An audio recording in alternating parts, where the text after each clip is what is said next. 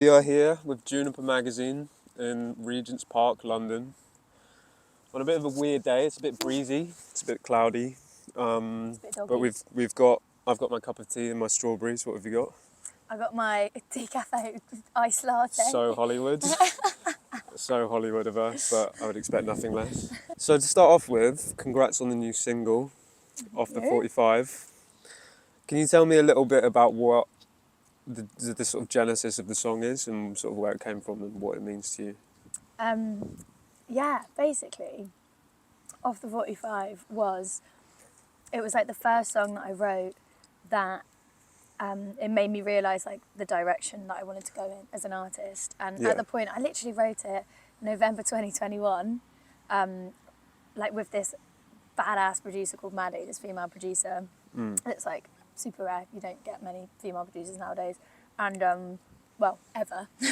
And we were in a session, and this was a point where I was like nannying and writing for other people, and we were meant to be.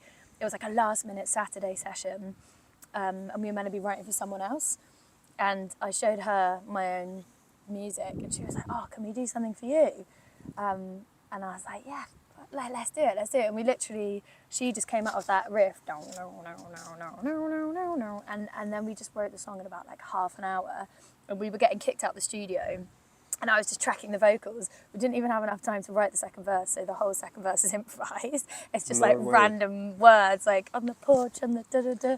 And then they kicked us out, and then Maddie flew back to Sweden and like produced the song on the flight and sent it to me. And I just remember being in Brixton, like cycling on my bike, quite dangerous, but I had headphones on, and I was like, this fucking slaps. Like, I don't know, Yeah. like I just kept playing it on repeat.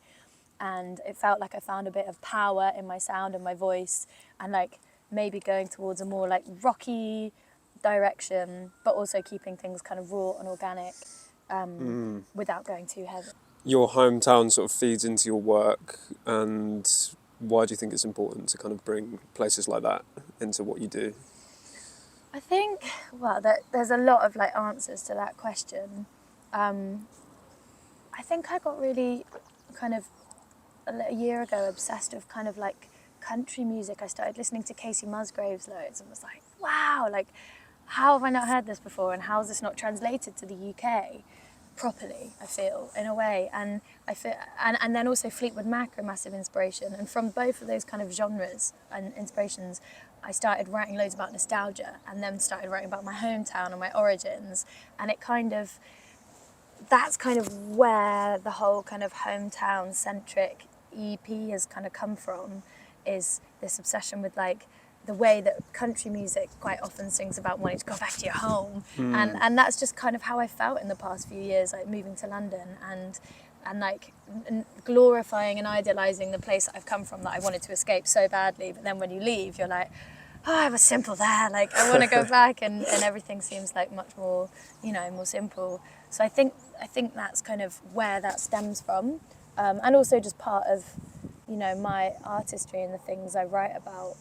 I think kind of nostalgia and hometown are kind of rooted in the whole concept of Pow Girl, which is going to be the title of my first album, and the concept that everything's kind of based around like my band are the Pow Girls, and Yeah. Pow Girl is essentially a prangy cowgirl, so like a prangy countryside girl, coming from the countryside, moving to the city, running around, trying to achieve everything, chasing your dreams, but always falling off the horse. But the flip side to that is you're this kind of kapow superhero. You're powerful, and you're like, even though you're prangy, it's a very British word, but even though you're kind of not quite kind of, we're all over the place, you're still doing it.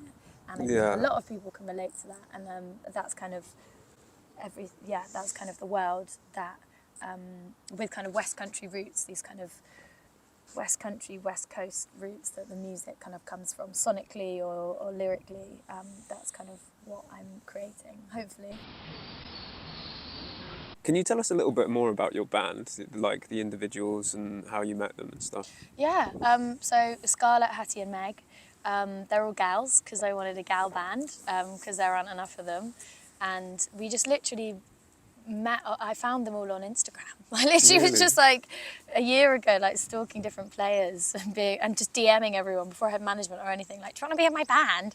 And then it was really sweet. My guitarist Hattie's been with me from like literally 2 years now. Like we played gigs for like nothing, did all these like open mic nights around London, and now we're playing like Latitude and stuff together. So it's like a really lovely evolution. But yeah, Hattie been playing with the longest. Scarlett then joined like a year ago, and then Meg, our drummer, joined in the new year. And so yeah, I feel like honestly everyone should come see the band. They're so good, like insane. Brilliant, brilliant. Yeah. Are there any sort of particular places that you want to go next in terms of venues or cities or anywhere that you think you might be quite relevant to go and play? I want to go up north. Really? Oh yeah. Well, I Yeah. haven't really like play. Like I'd love to go to Scotland. I went to uni in Scotland. It's a beautiful place to play some little remote place in Scotland. Go up Manchester, Leeds, like these kind of places. I think I want to bring the West Country to the corners of not just be like pocketed in one place. That's where a lot of sort of British bands sort of sharpen their teeth Yeah. live-wise. I think crowds there can be quite stubborn. And We've played in front of literally everyone. We've had someone chuck shoes at us. Like we've had literally everything. So yeah, I'd be so down. Like that would be really I'd love to go there. I think. yeah, brilliant. Yeah. So I can tell, along with sort of writing and performing, you also have a lot of fun making music videos, particularly with Off the 45. What is it about that you enjoy so much? Basically, I think with music video, if you don't have a massive budget, you just got to have a great idea, and you've got to have like and for me, I just want to capture things that are like real life but elevated in my world that I come from. And so basically, I come from this village called Cheddar, this massive scene of boy races in like the West Country. These like car boy races that basically just like do donuts everywhere and piss off the locals, and they gather in like hundreds, like it's kind of like a movie. It feels like the Fast and the Furious, and they've got vamped up cars and lights and everything on them. And the song Off the 45 is all about like getting in the car and driving and leaving someone and freedom, well, threatening to leave someone and the freedom you'd get with that. And basically just wanted to combine this kind of like West Country racer lad with the concept of the song. And it was very much inspired by that Grimes Oblivion video where she's just kind of like in the middle doing her thing, but then there's all these like men doing race. I love and that. I kind of wanted to like situate myself in this kind of countryside, like real scene that actually happens. And it was so funny. We were all on WhatsApp groups with the boys, and they're car enthusiasts, not boy racers, they'd like to add, because they were like, it was so nice actually writing with them, and they were kind of rewriting the narrative. They were like, we're not, like, we want to do this legally, we want to get permission, we want, we're not boy racers, we don't want to piss people off, so we had to get like permission for donuts and like filmed on this airfield, and we were all on this WhatsApp group, and it was mad. They all like arrived in their cars and they were great. They all sat on the bonnets, and like it was kind of like West Country Vossi Bot vibe is kind of my vision. Sick. And so that's what we created. It was so much fun. And just kind of representing that side of countryside that isn't like punting and clotted cream. It's like grit. It's a bit more real, and it's like what countryside actually is. Yeah. Do you know what I mean? Yeah, for sure. Yeah, I think that's great. I think it really comes across that they were stoked to be a part of it, for sure. I think that any excuse to sort of burn out your tyres. Oh my on a God, race one of their track tyres popped. Really? Dream collaboration? Phoebe Bridgers. Fashion influence? Rock dads. I feel like I can tell, yeah. Lots of denim. The double denim. Lots of denim. I guess,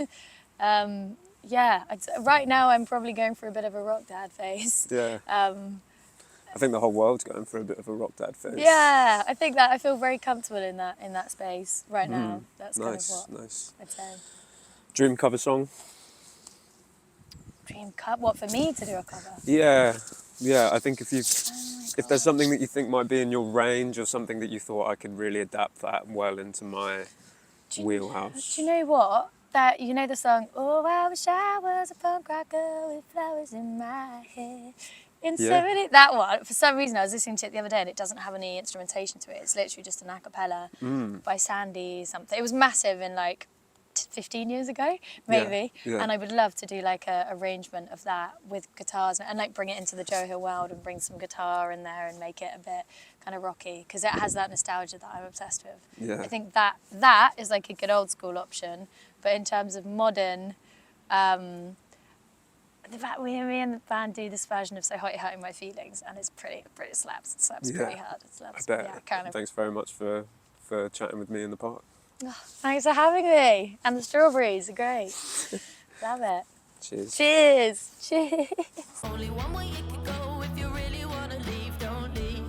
Or I'll be driving off the 45 out of my mind. And I'll take it to the edge